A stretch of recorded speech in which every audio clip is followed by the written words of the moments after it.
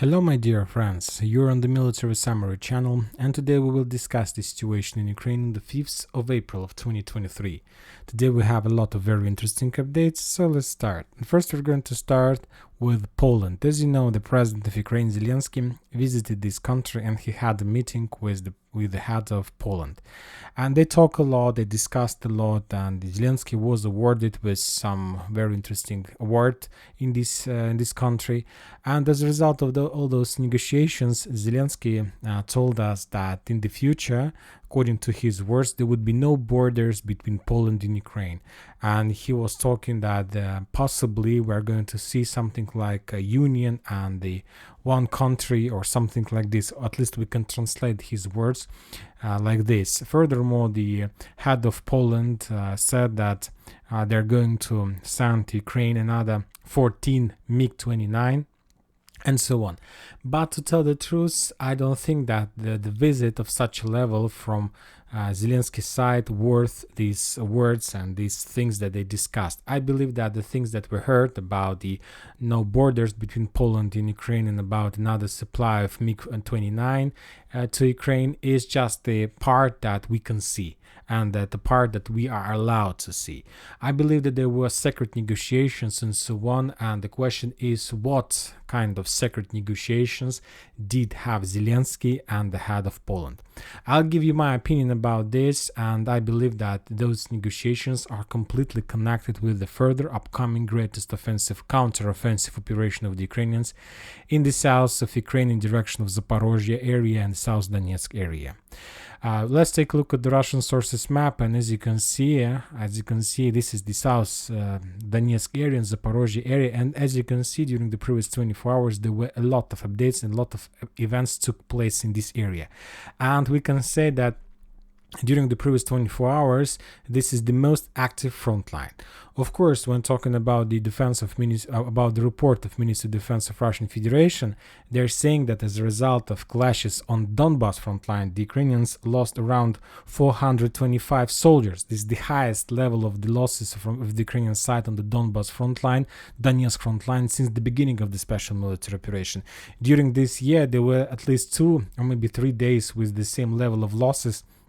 There was during the Solidarm storm and during the establishing control over the northern bridgehead of Bakhmut. So we can say that this is another day, like third or fourth day in a row with such a heavy losses from the Ukrainian side. But one important thing, there are no changes on the ground on Donetsk front line.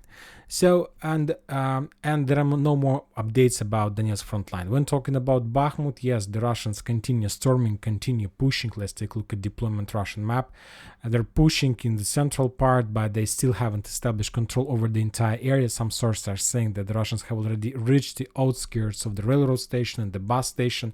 This is the bus station and the railroad station, so they are very close to complete the clearing of the central part. There are very heavy clashes on the south. The Russians are pushing from the north as well. Furthermore, more and more updates are coming from Bogdanovka about the clashes and pushing in this area, but as you can see, there are no changes on the ground. I expect that by the evening or by the midnight of the local time, we are going to receive more piece of news from the front lines, because usually the military correspondents, they're on the ground and they're always fight and they're always on the combat line, and of course it's restricted to use internet or any cell phones or any connections with the mainland because of risk of being discovered by the enemy's intelligence and because of risk being killed as a result of this discovery. So that's why usually the correspondents on the ground are on the combat line during the day, and by the evening they're going back home or going back to the areas where they can feel themselves safe, and then they start publishing the materials and videos during the day. So I believe that maybe during this day of the local time we are going to see more updates about the situation in Bakhmut and the maybe some kind of changes on the ground as a result of that heavy losses from the Ukrainian side. But anyway, when talking about the current situation, we see that South Donetsk and Zaporozhye area has a significant number of icons. Of course, there are many reasons of that, and the first reason is completely corresponds to this icon is that the Ukrainians have already They are ready. They have accumulated around 40,000 army just for attack purposes. I'm not talking about reserves and so on. 40,000 soldiers is a very powerful army to attack and to make some operation on the short front line, like Zaporozhye, where of course the Russians also have some forces there, but anyway, it's a 40,000 soldiers that Ukrainians have already prepared exactly for these purposes. And we see that there are a lot of icons in this area. The Russians are saying that they attack and they shut down a lot of drones above their territory under their control. Furthermore, the Russians are reported about destroying a number of howitzers in this area. They destroyed another ammo depot in the vicinity of Gulay-Polye. And also the Russians are saying that as a result of small recon combat they managed to develop their bridgehead from Dorozhnyansk in direction of Gulay-Polye. So they just make an icon. There was just some report about that. It's even very difficult to determine which ground and which forest line the Russians managed to establish control over that progress. But anyway, we see that now the Russians are doing the same thing as they did during the Kherson offensive operation. If you remember, for example, when talking about Kherson offensive, counter-offensive operation from the Ukrainian side, right exactly before the Ukrainians started their greatest counter-offensive operation, the Russians established control over this small village Blagodatne, and a few days later, the Ukrainians started their counter-offensive operation. As a result, we see that the Russians were forced to step back from this bridgehead atoll. So maybe this is the same situation. Furthermore, if you remember, right before the Russians started their activated in the vicinity of Ugledar, it was a few months ago, they report about the beginning of the greatest offensive operation in direction of Shcherbaki, Stepova. They established control over Lapkova, but that was a fake attack, and the main goal, the main purpose of that fake attack was to change the Ukrainian focus. Meanwhile, they made another attempt to attack Ugledar. Now let's take a look at Ugledar. As you can see, there are also lots of icons in this area. I believe that this number of icons are tightly connected with the situation that the Russians have changed the general, the commander of these forces, and now there is a new commander, and he was adopted to this position just for one purpose: to penetrate and not to even to defeat the Ukrainians during their counter-offensive operation, to start his own offensive operation and to develop the progress, and finally to take control over Ugledar, Velika Novoselovka, Gulay-Polye and Orekhov. Furthermore, as you can see, there are a lot of icons. The Russians are saying that they massively uses the guided bombs in this area, and they published a lot of videos in this area. For example, this is the video of usages of guided bombs. As you can see, a very heavy explosion right in this area. This is a very heavy explosion using the guided bomb, and this is not the only place where the Russians do this. Furthermore, the Russians destroyed during the previous 24 hours some ammo depots, some headquarters in this area. They managed to discover commandos group from the Ukrainian side who was sent in direction of Vladimirovka, and so the Russians are saying that they are attacking the Ukrainians along the forest lines in the north of Mykolaiv. So we see that the Russians have activated in this area. Now we're going back to Zelensky, and what did Zelensky discuss with the head of Poland? I'll give you my opinion completely. It might be a complete speculation, but I understand the situation. I don't have facts for this. It's just my understanding. I believe that the Russians are saying, the Ukrainians are saying, the Ukraine confirms, the Ukrainians are saying, the Russian confirms that the Ukrainians have already finished preparation before offensive operation. They are ready. But they are ready, but they don't know exactly, and they can't know for sure whether they are going to be successful or they will be defeated. The only thing the Ukrainians know for sure, that by this counter-offensive operation, the south of Ukraine, they are able to deal a lot of damage to the Russians. They know this for sure because it's normal situation. They will use HIMARS, they will use plenty number of different types of rockets, missiles, artillery system, tanks with uranium depleted shells. So they're going to use a very modern Western weapon. They're going to use kamikaze drones. They're going to use everything they have, everything they were supplied. They will use these strikers, they will use Bradleys, they will use different types of weapon. And believe me, the Russians will have a lot of losses. I'm not saying that they're going to have more losses than Ukrainians, I don't think so, but they are going to have so. And the question is, and Zelensky visited Poland, according to my understanding of the situation, with one question, and with one to sign the final paper, to get some kind of promises from Poland or something like this. If there is a case when the Ukrainians will be completely defeated as a result of this offensive operation, Zelensky asked the head of Poland to promise him, or even maybe to sign a document, then in this case Poland will enter the western part of Ukraine. And I'm not talking about just Lvov or Ivano-Frankivsk region. We saw a lot of maps in the past about these two regions. I believe that Zelensky asked the president of Poland to move his forces, to his army, maybe even till the line of Kiev-Odessa. So maybe just half of Ukraine. For one purpose, to deploy the Poland army, not just Poland, maybe the United States of America army and the Baltic States army, in case if Ukrainians will be defeated. So he need these guarantees to start this counteroffensive operation. Because we understand if the Ukrainians are going to be defeated, the Russians may start their own counteroffensive operation, and nobody knows where exactly the Russians will be stopped. Maybe even somewhere in the vicinity of Kiev, or maybe further in the vicinity of Lvov. Nobody knows. It can be like it's like a situation who has a better luck or something like this.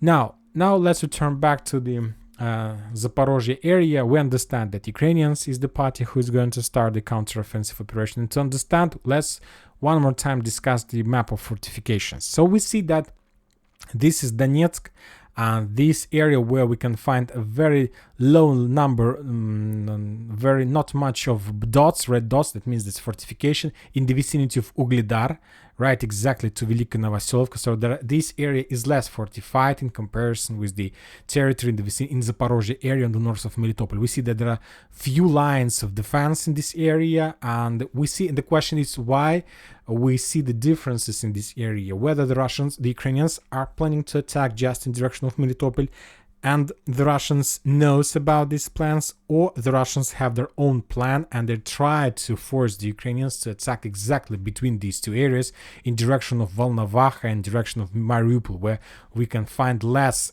number of fortifications.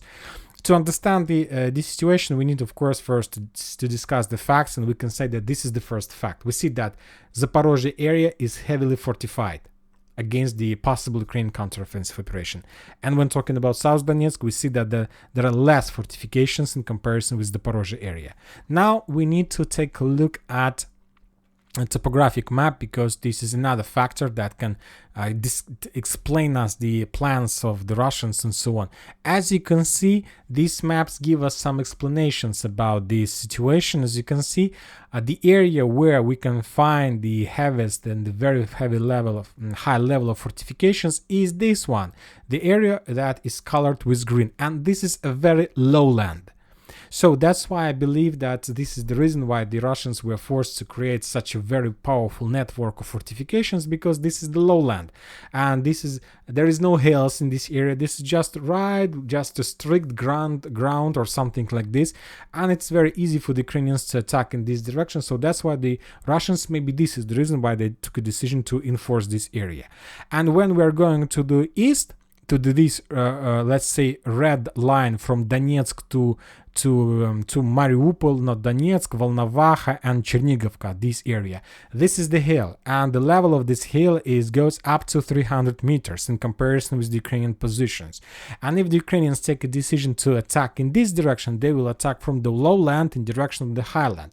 And of course, maybe this is the reason why the Russians took a decision to reduce the level of fortification, because there is natural barriers in the face of hills in this area. So maybe this is the reason, this is the factor that the Russians were using when taking decision where they need to create fortification and where they shouldn't. Also, we understand from this map, from this perspective, that the Ukrainians can use both ways to attack, and in direction of Zaporozhye, where we can find a lot of fortification. In this case, they will be almost on the same level of the ground. There will be no benefits for the Russians when talking about the differences between the level of the ground. There will be no. So that's why this is the area where the only barrier in front of Ukrainians will be just the not the natural but Russian prepared fortifications. And when talking about, so they can attack, it's almost like just one benefit, fortification from the Russian side when talking about the Russians. And the Ukrainians can attack in direction of Mariupol. In this case, they will face the natural barrier in face of hills in front of them, and it's always very difficult to attack in direction of hills. We know that the Russians were trying to Ugledar for a very long time, but we see that from the town by the name of Nikolska and the town by the name of, let's return back to this map, and Pavlovka, yes, and these towns is located on the lowlands, so we understand that it will be a very difficult job. But the Ukrainians also can attack in this area because this area is less fortified by the Russian fortification that they were prepared. Or the Ukrainians can use both directions to attack. Very difficult to understand, very difficult to determine where exactly the Ukrainians are going to do this, but the question, I understand for sure that they are going to do this. The Ministry of Defense of Russian Federation reported that during the previous 24 hours of the clashes in Zaporozhye and South Donetsk area, the Ukrainians lost around 85 soldiers, 3 armored vehicles and 1 artillery systems. Also, the Ukrainians lost up to 2 ammo depots in this area. When talking about the losses, we see that the losses of the Ukrainians are not so high, because mainly at this part of preparation before the greatest offensive operation, the Ukrainians are trying to make recon combat to understand where the Russian weakest positions and so on. So we'll see. One more time, when talking about Donetsk front line, the Ukrainians lost more than 400 soldiers, 425. This is the highest level of the losses, and mainly these losses are coming from Avdiivka and from Marinka area. There are very heavy clashes. We discussed that the Ukrainians have already prepared a very powerful fist, and this is another topic that we need to discuss for today. Yes, based on the previous experience of the special military operation, we understand that attack in direction of Zaporozhye and in attack of South Donetsk is the primary direction of Ukrainian counteroffensive operation. But based on the previous experience, we understand that there should be at least 2 or 3 secondary directions of attack.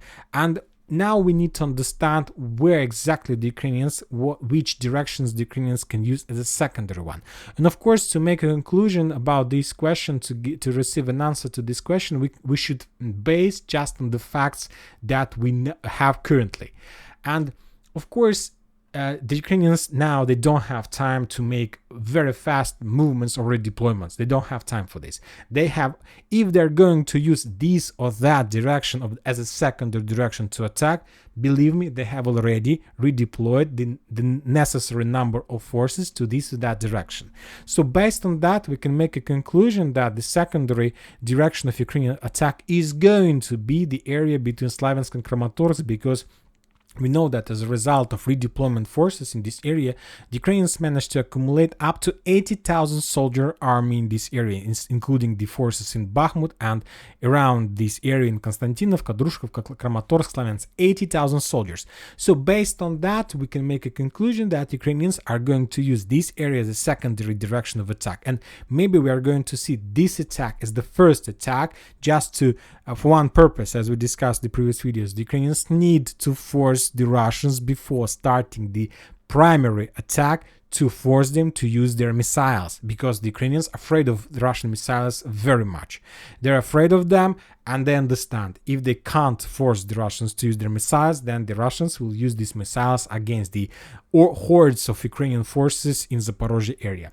And the secondary direction of Ukrainian attack, possibly Kupyansk and Liman frontline, is going to be the secondary direction. And there are also a few facts that confirm this information. The first one is that Ukrainians have already prepared the defense line along Zherebets river on the, let's say, on the west side of this river. So they prepared a safe ground to be 400% sure if they will be defeated during that attack. They have positions where they can stop the Russian counter-offensive operation in this area. Furthermore, a lot of resources confirmed in the past, and we discussed this as well, that Ukrainians are moving their reserves, are moving their tanks, armored vehicles, everything they have from Kharkiv in this direction. Furthermore, Kharkiv is very close to this area, And there are a lot of railroads that goes to this front line. So Kharkiv is the best hub where the Ukrainians can hide and keep their forces and to save their armored vehicles from the Russian missiles, artillery, drones attacks. So possibly this is going to be the second redirection of their attack.